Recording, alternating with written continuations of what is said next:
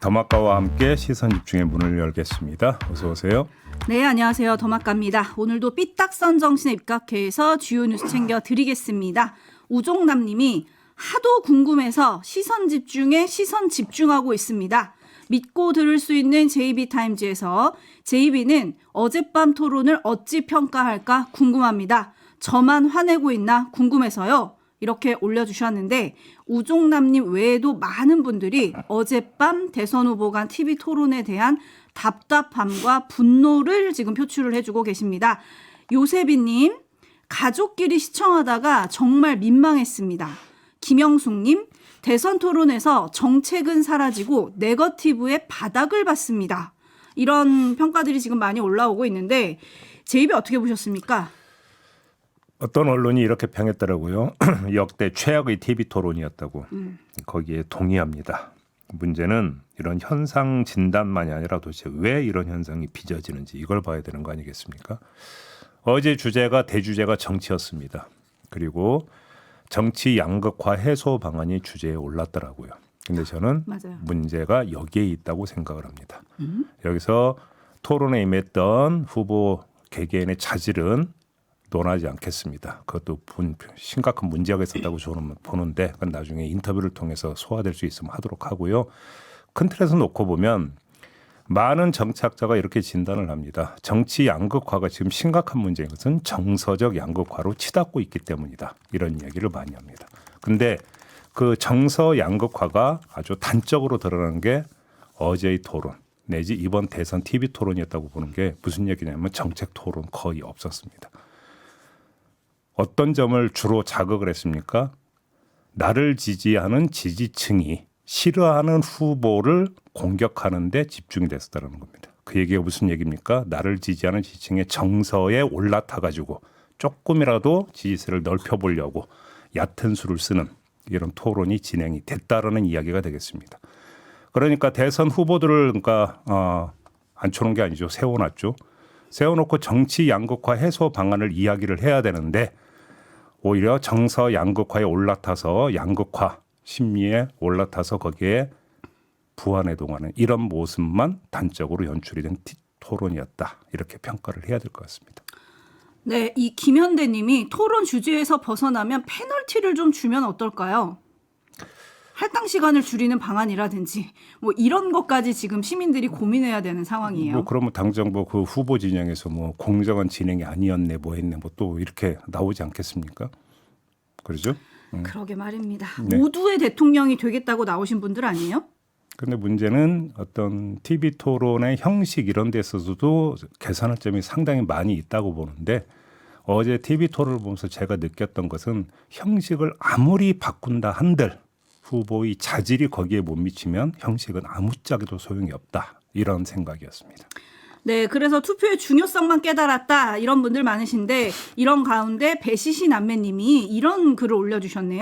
이번 선거날에 근무하라고 하네요. 사장님도 투표로 바꿀 수 있었으면 좋겠습니다. 그럼 법에 걸릴 테는. 그러게요. 배시시 남매님 어디서 근무하시는지 모르겠지만 그건 근로기준법 위반입니다. 네, 사장님 투표는 해야 됩니다. 네. 그리고 오늘과 내일 사전투표가 시작이 되죠. 오늘과 내일 오전 6시부터 오후 6시까지 가까운 사전투표소 어디서든 투표 가능하니까요. 투표 꼭 하시기 바라겠습니다. 네. 뉴스와 분석이 함께하는 JB타임즈 주목할 첫 번째 뉴스 어떤 건가요? 오늘은 대선 주변 인물들 얘기를 해보겠습니다. 막판에 가면서 짠 하고 등장한 일종의 카메오들인데요. 결론부터 말하면 씬 스틸러는 전혀 되지 못하는 듯하다. 임팩트가 없다. 이 말씀부터 드리고 사례를 하나하나 전해드리겠습니다. 짠하고 나타났는데 임팩트가 없다. 누구 얘기예요?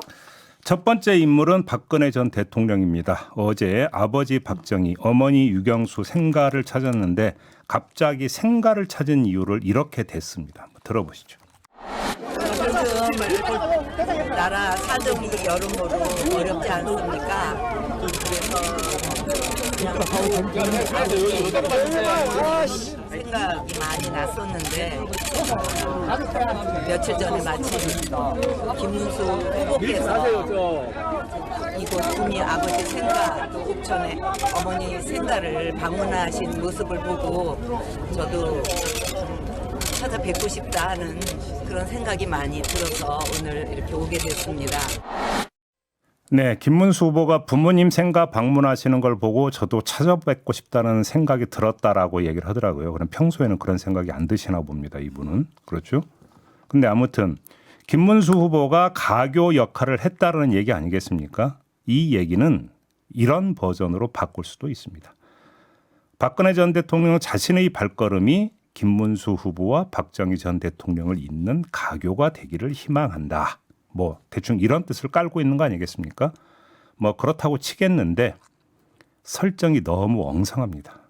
말 그대로 발만 움직인 발령기였다. 이렇게 평하겠습니다.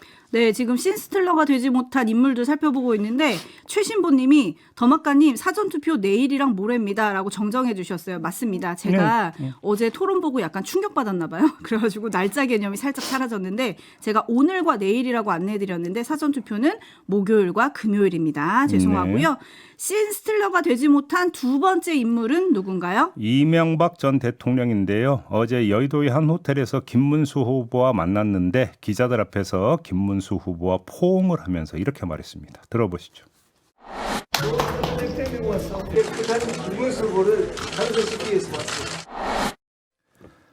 잘 안 네. 들리는데 김문수 후보 깨끗한 김문수 후보를 반드시 당선시키기 위해 왔어 이러는 거죠? 네, 여기서 깨끗한 김문수 후보에 제가 이제 꽂힌 건데요. 자, 이명박 전 대통령은 또 이재명 후보가 대통령이 되면 국가를 통치하고 김문수 후보가 되면 국가를 경영하는 대통령이 될 것이다. 이런 말도 했다고 하는데 자, 이건 한마디로 캐스팅 미스다. 이런 말씀을 드리겠습니다. 이명박 전 대통령이 김문수 후보의 깨끗함을 강조한 건 이재명 후보의 전력과 재판을 부각하기 위함인 듯한데 다른 사람은 몰라도 이명박 전 대통령 본인은 깨끗함을 대사칠 연기자는 아닌 거 아니겠습니까? 제가 왜 이런 말씀 드리는지 우리 촌철님들 다 아실 것 같은데 이명박 전 대통령의 실제 캐릭터가 그것과는 거리가 멀잖아요. 2007년 대선 당시에 그의 전과 기록이 논란이 된 바 있지 않습니까? 얼마 전에도 비리 혐의가 인정돼서 수감 생활했던 주인공 아닙니까? 그런 분이 깨끗함을 강조하길래 캐스팅 미스다 이런 말씀을 드리는 겁니다. 네, 기억지은님 문제적 대통령에 대한 사면 절대 없어야 합니다. 반성하지 않고 부끄러운지도 모르고 나서는 분들 보니 그런 생각이 드네요 라고 좀 꼬집어 주셨고 신스틸러가 되지 못한 인물 또 있습니까? 이번에 이낙연 전 총리인데요. 어제 기자회견을 열어서 이렇게 선언했습니다. 들어보시죠. 당장 눈앞에 닥친 괴물 독재국가 출현을 막는데 그가 가장 적합한 후보인 것은 분명한 사실입니다. 그래서 저는 저의 한 표를 그에게 주기로 했습니다. 자, 이 경우는 대사가 잘못됐습니다. 괴물 독재 국가를 따지자면 망상에 사로잡혀서 시대 역행적인 내란을 획책한 윤석열 전 대통령을 먼저 거론해야 하고 그 윤석열 정권에 몸담았던 사람들의 책임도 함께 거론해야 하는 거 아니겠습니까? 대사를 거꾸로 친 겁니다. 자, 이낙연 전 총리가 자기 캐릭터를 원한에 사무쳐서 복수를 꾀하면서 암호하거나 손을 잡는 그런 캐릭터로 설정을 했다면 할 말 없지만 그게 아니라면 대사는 잘못됐다. 이런 말씀을 드리는 겁니다. 네, 이길자님이 지금 제이비가 쭉 꼽아준 신스틸러가 되지 못한 인물들에 대해서 이렇게 얘기하셨습니다. 아, 다들 왜 이러십니까? 이렇게 보내주셨는데 근데 이낙연 전 총리는 심지어 5월 9일 날 한 인터뷰에서 이렇게 얘기했어요. 국힘 그쪽에 관심이 없다. 이렇게 얘기를 했고요. 예. 김문수 씨 얘기를 하는데 제가 많이 실망을 했다. 방송에서 처음 공개하는 얘기인데 모르는 번호로 전화가 와서 받으니까 김문수입니다. 그러더라. 그래서 생전 처음 통화를 했다. 그러면서 뭐 개헌도 함께 해야 될 것 아닙니까? 이런 얘기를 하던데 그쪽하고 할 일 없을 겁니다. 이랬다는 거예요. 예. 5월 9일 얘기예요. 그러니까 그쪽이 좋은 것보다는 저쪽이 싫은 게 더 컸나 봅니다. 그렇게 이해를 해야 되는 거 아니겠습니까? 네. 네, 민심이 어떻게 받아들일지 좀 궁금하고요. 대선 막판 등장했지만 신스틸러가 되지 못한 사람 또 있나요? 한 명 더 있습니다. 천공입니다. 천공이 지난 17일 자신의 유튜브 채널에서 이렇게 말했다고 합니다. 들어보시죠. 이재명 후보가 대통령이 될 수 있는 그러한 기운을 지금 받아 있다 이 말이죠. 만일에 이재명 지금 후보가 이 사람한테 온다. 이재명 후보 도와주죠. 그렇게 해가지고 통일 대통령까지 만들 수 있습니다. 그거는 자기 사주에 있는 거예요. 대장을 할 수 있는, 잘 이끌어줄 수 있는 스승을 만난다면 이걸 전부 다 걸음 삼아갖고 앞으로 대한민국을 빛나게 만들자. 네, 잘 이끌어줄 수 있는 스승이 누구라고 생각해서 천공이 이런 얘기를 했는지가 참 궁금한데, 아무튼 어제 스승님께서 이재명을 지지하고 있다는 쇼츠가 떠돌고 있다라는 질문을 받았나 봐요. 그래서 이렇게 또 대답을 합니다. 들어보시죠. 말 한마디 잘못하면 이쪽 편이라 그러고, 또 잘해도 이쪽 편이고. 우리는 그렇게 분별을 하면 안 돼요. 왜? 내한테 물었으니까 나는 바른 말을 해줘야 되는 거예요. 내가 분별을 하는 거를 같이 나눌 수 있는 바른 말을 해주는 거죠. 미워하지 말아겠지 그 사람이 대통령 돼야 된다라는 소리 안 했어요. 네, 천공도 결국은 발연기를 한 셈인데요. 왜냐? 양다리를 걸쳤거든요. 최고 난도의 발연기를 몸소 시전한 것 아니겠느냐? 이런 말씀으로 마무리하겠습니다. 네, 뭐 좀 전에 들었던 17일 영상에서는 윤석열 편이냐 뭐 여기에 대해서 또 아니라고 얘기하면서 네. 윤석열 전 대통령은 이 사람이 해놓은 이 공부를 조금 하면서 선생님, 여기서 선생님은 본인을 뜻하죠. 선생님을 찾아왔길래 도와줘서 대통령을 이렇게 할 수 있었던 사람이다. 뭐 이러면서 살짝 거리를 두는 듯한 발언을 했는데, 뭐 이렇게 줏대가 없으면 늘 본인을 스승이라고 얘기를 하잖아요. 네. 선생님이라고 하고 자기에 대한 이런 호칭은 좀 빼셔야 되는 거 아닙니까 이제? 참 그 많은 제재들을 그 품에 모두 안으려고 하시나 보지요. 어우, 네, 넘어가겠습니다.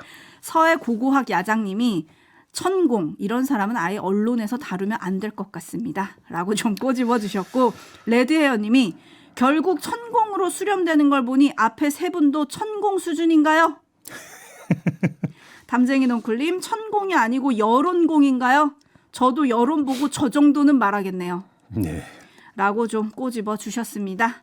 JB타임즈 다음 주목할 뉴스는 어떤 걸까요? 조금 전에 이낙연 전 총리의 김문수 후보 지지 선언 소식을 전해드렸는데 이 뉴스에 하나 더 추가하겠습니다.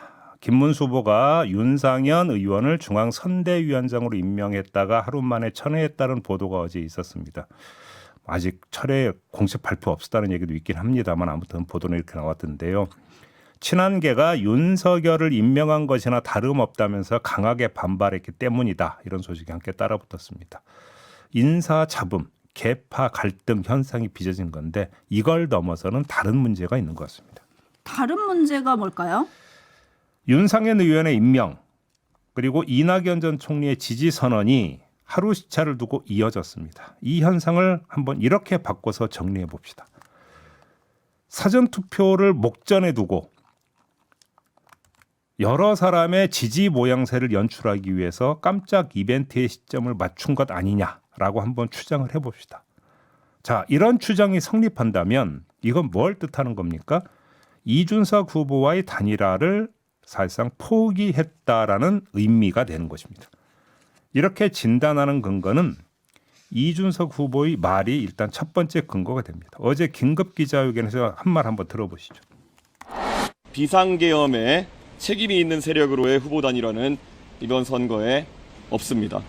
비전이 없어서 겨우 생각해낸 것이 반 이재명이라는 기치 아래 역사 속으로 사라져야 했을 이낙연, 전광훈과 같은 이상한 재료들을 모아다 잡탕밥을 만들려고 하는 것 아닙니까? 네, 김문수 후보 쪽은 이준석 후보의 이런 입장을 미리 헤아리지 못해서 윤상현 임명, 이낙연 지지 선언을 꾀한 것일까요? 그렇게 보기는 힘들 겁니다. 이낙연 전 총리가 총선을 앞두고 민주당을 뛰쳐나와 이준석 후보와 합치려다가 갈라섰다는 건 세상이 다 압니다. 이준석 후보가 그동안 친윤에 대해서 어떤 험한 말을 해왔는지도 세상이 다 압니다. 그런데도 저런 카드를 꺼내든다? 이준석 후보를 자극할 걸 뻔히 예상하면서 그래서 드리는 말씀인데요.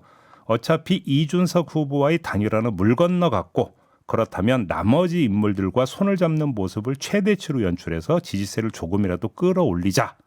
이런 계산이었다라고 추정할 수 있다는 것입니다. 하지만 세상에 비춰지는 모습은 반대일 겁니다. 김문수 후보 쪽의 악수가 오히려 이준석 후보에게 단일화 거부의 길을 열어준 것으로 비춰질 것이라는 말씀입니다. 그걸 아는 이준석 후보이기 때문에 어제 기자회견을 열어서 치고 나간 것 이렇게 봐야 되는 거 아니겠습니까? 그 여기다가 하나 더 추가하겠습니다. 뭐 제가 그러니까 뭐 이렇게 장황하게 분석할 것도 없는 게 어제 TV 토론 끝난 다음에 김문수 후보가 본인 입으로 뭐라고 얘기를 했냐면 뭉친다는 건 여러 가지 사정에 의해서 쉽지 않다 이렇게 얘기를 했습니다. 무슨 얘기입니까? 포기했다 뭐 이런 얘기로 해석을 해야 되는 거 아니겠습니까? 네. 근데 또 기자들이 이준석 후보 만날 거냐라고 이제 어제 TV 토론 끝나고 물으니까 네. 오늘 특별한 계획이 없다 이렇게 얘기를 해서 계속 물으니까 오늘은 하면서 고개를 저었다 또 이렇게 기사를 쓰면서 어떤 언론은 그래서 혹시 오늘이나 내일 또 만남이 있는 거 아니냐 뭐 이렇게 전망하는 기사들도 있긴 있더라고요. 끝없이 이어지는 미련인가요? 네, 아무튼 오늘이 그러니까 내일부터 이제 사전 투표가 실시가 되기 때문에 오늘이 마지막 시한이라고 봐야 되겠죠. 그렇죠. 네, 네. 네, 로라님. 근데 어제 TV 토론 보니까 둘이 협공하던데요. 마음은 잘 통하는 거 아니었냐 뭐 이런 의견도 들어와 있고요. 다반향초님 세상에서 제일 공평한 게 시간과 투표라고 생각합니다. 꼭 투표하고 우리 정치인들 뭐라고 할 때 뭐라 합시다. 이렇게 올려주셨는데요. 네. 아까 초롱님은 사전투표 시간이 저녁 8시까지가 맞냐 이렇게 또 올려주셔서 다시 한번 공지해 드리겠습니다. 사전투표는 내일과 모레 목요일과 금요일 오전 6시부터 오후 6시까지 전국에 설치된 사전투표소에서 하실 수 있습니다. 시간과 날짜 착각하지 마세요. 착각드려 다시 한번 죄송합니다. 네. JB타임즈 다음 주목할 뉴스 어떤 걸까요? 자, 경찰이 한덕수 전 총리, 최상목 전 부총리 출국 금지 조치를 내렸습니다. 그리고 이상민 전 행정안전부 장관은 이미 출국 금지 조치를 내렸었는데 그거를 연장을 했습니다. 자, 경찰이 뭔가 좀 수사를 속도를 내고 있는 것 같은데요. 용산에 CCTV 자료를 확보했다라는 소식은 어제 이제 전해드리지 않았습니까? 그랬죠. 근데 이 그 등장 인물들이 경찰에 와서 조사를 볼 때 했던 진술과 CCTV 영상에 포착된 모습이 다르다. 이 점을 경찰이 포착을 해서 조사를 하고 있다는 소식도 어제 전해드렸는데 관련해서 조금 한 반발짝 더 나간 보도가 있어서 이걸 좀 전해드리도록 하겠습니다. 자, 한덕수 전 총리의 경우입니다. 계엄에 대해서 사전에 알지 못했고 대통령이 다시 생각하도록 최선을 다했다. 이런 식으로 주장을 해왔습니다. 특히 2월 헌법재판소 변론에서 뭐라고 이야기를 했었냐면 계엄 당일인 지난해 12월 3일 오후 8시 40분경에 윤석열 대통령 호출로 대통령실에 도착했고 면담 과정에서 계엄 선포 계획을 갑자기 알게 돼서 반대 의견을 적극적으로 개진했다. 대통령실에서 계엄 문건을 보거나 받은 기억이 없다. 이렇게 헌재 변론에서 주장을 한 바가 있었거든요. 반면에 김용현 전 국방장관은 국무회의가 시작된 뒤에 국무위원들에게 비상계엄 안건을 나누어져 심의했다라고 진술을 했었고요. 좀 엇갈리는 부분이 있었습니다. 그러면 CCTV 영상에는 어떻게 잡혔을까요? 당시 행적이 관련해서 동아일보가 보도한 내용을 보면 국무회의에 앞서서 한덕수 전 당시 총리가 김용현 당시 장관과 대화하는 모습이 담긴 영상을 경찰이 확보했다라는 겁니다. 밑줄 쳐야 되는 거는 국무회의에 앞서 여기죠. 그렇습니다. 자, 그러면 국무회의에 앞서서 윤석열 대통령도 막 설득을 했고 김용현 당시 장관도 막 설득을 했다라는 겁니까? 뭡니까? 아니면 김용현 당시 장관과 이렇게 이야기를 나눌 정도로 여유가 있었다는 겁니까? 뭡니까? 이것도 좀 확인이 필요한 거 아니겠습니까? 그렇죠? 최상목 전 부총리 누군가 저한테 계엄 관련 자료를 줬는데 접힌 상태의 쪽지 형태였고 경황이 없어서 안 봤다. 이렇게 주장하지 않았습니까? 이건 그랬죠. 많이 알려진 사실인데 네네. 자, 그럼 영상에 어떤 내용이 담겼는지는 지금 보도로 나오고 있지 않은데 만약에 영상에서 쪽지를 열어보는 문건을 열어보는 장면이 나왔다면 어떻게 되는 겁니까? 거짓말이 돼버리는 겁니다. 그렇게 되면 어떻게 되는 겁니까? 당장 위증 문제가 발생합니다. 이거저거 다 떠나서. 자, 그래서 경찰이 CCTV 영상을 통해서 어디까지 지금 파악을 했는가? 이게 지금 초미의 관심사인데 지금까지 나온 얘기는 이 정도다. 이 소식만 전해드리겠습니다. 네, 옥황상제님이 경호처 서버 압색에 반대한 이유, 권한대행의 압색 협조 지시 안 한 게 다 이유가 있었던 걸까요? 라고 물어주셨네요. 네. 자, 아무튼 경찰이 좀 그 수사의 속도를 좀 내고 있는 것 같은데요. 이게 이제 CCTV 영상을 확보했기 때문 아니겠습니까? 또 비화판 서버 또 일부 그러니까 확보를 하지 않았습니까? 네, 복원을 했다는 거죠. 네, 뭐 원격 삭제된 부분도 있다고는 합니다만 거기서 또 뭐가 나오느냐에 따라서 또 추가로 조사가 필요한 부분들이 또 도출이 되지 않겠습니까? 어찌 본다면 당시 그 군인이 아닌 민간인들의 수사는 이제부터 본격화된다 이렇게 이해해도 될 것 같습니다. 자, 이렇게 마무리하죠. 담화가 수고하셨습니다. 고맙습니다.